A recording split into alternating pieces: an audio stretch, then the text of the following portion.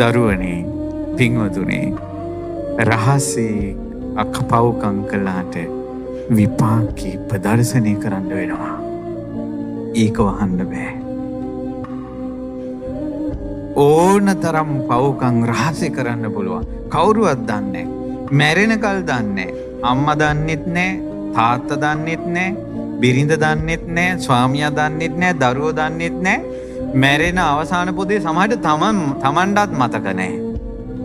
විපාක ඉදිරියේ ප්‍රදර්ශනය කරනවා උඹ මෙහෙම කළා කියලා.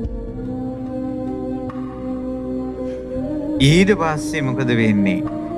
කන් ඇහෙන්නේ නැති කර්මයක් එයා කළා තියෙනවා නම් බීරෙක් විදිහට උපදිනවා.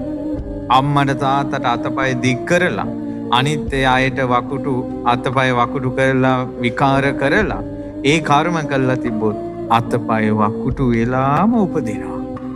නුඹ මේ කර්මය කළා ප්‍රදර්ශනය කරනවා. ප්‍රදර්ශනය කරනවා කර්ම විපාකේ. කර්මය කරනකොට හැංගිලා කරනවා. හැංගෙන්න පුළුවන් කර්මය විපාකේ ප්‍රදර්ශනය කරන්න වෙනවා. අපි සියලු දෙනා කර්ම විපාක ප්‍රදර්ශනය කර කර ඉන්නේ දැන්.